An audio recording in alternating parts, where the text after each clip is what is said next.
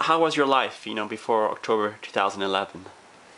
Well, we were living in France. Alex was a really keen surfer, so it was, we were off and down at the beach doing family things, and it's hectic, but it was lovely, and it was outdoors and very physical.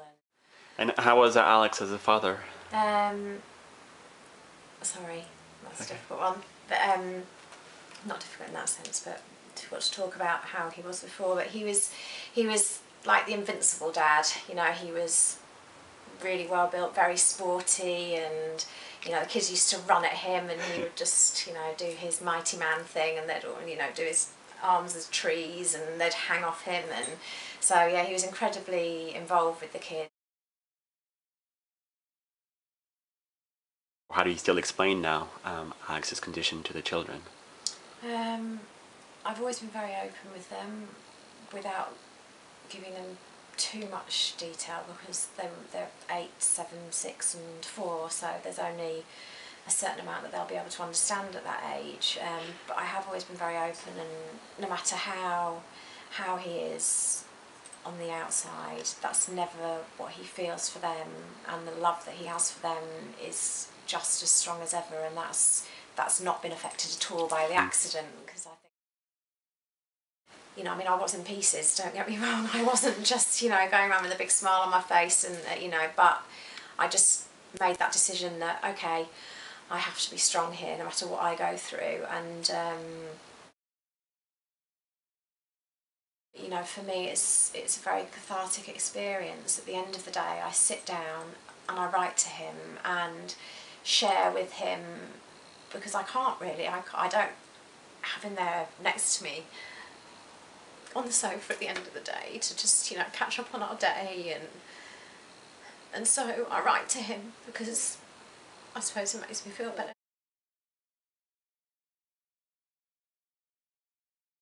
I turned that kind of helpless, powerless feeling into, come on, let's buckle up and do something about this. And I definitely found my voice in this, I think. And a couple of my blog friends got behind me, and before I knew it, it was everywhere, which prompted the BBC Oxford to get in touch, and that was why I spoke out, because I couldn't feed the kids. That's not a good place to be. Of course not, of course not. So.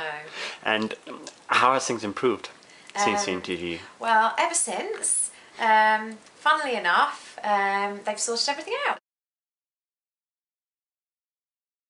Between us, we spent, all of us, a couple of hours just twittering everything and retweeting everything, and it was all over Twitter, and it was down to the other people, because if I'd sat there on my own, it would have got some attention, yes, but to actually there was Jeremy Vine actually who retweeted it and got behind it, and I think down to them, that's what got me heard.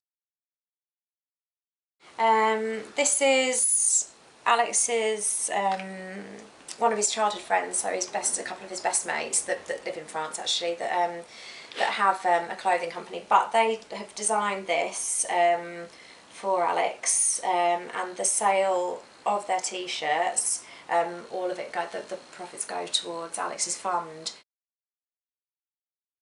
I'm trying to set up a charity alongside Alex's, because I find it difficult just to be doing things just for me and my own, and the motivation and the inspiration that everyone else has given me in fundraising for Alex, in doing things for him, in thinking about him, in sending thoughts and prayers and messages and all the rest of it is something to me that I've been at the receiving end of, and it's been so remarkable that I feel that if Alex and I, because I'd like Alex to be, I'm told he will never work again, that if there's something in the future that he could get alongside me doing this charity, I've called it Head On Help,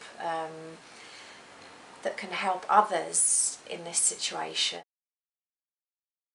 Well, one of the biggest things is obviously publicising his website, because the more people that are aware of Alex's battle and how he is battling, and then, you know, I mean, the situation for us is that we are in the NHS system, so he does need funding, and he needs money there for funding so that he can progress, and he's 33 years old, and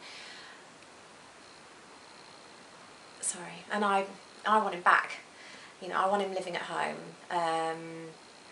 They keep telling me that they don't know whether this is possible still, but I want to live in the same house as my husband, and for him to be a father in a changed capacity, but in a capacity for the kids. And, you know, the more awareness that's out there, the more people that kind of share the website, or, you know, even my blog or whatever, because that talks about Alex. And I think getting the word out there is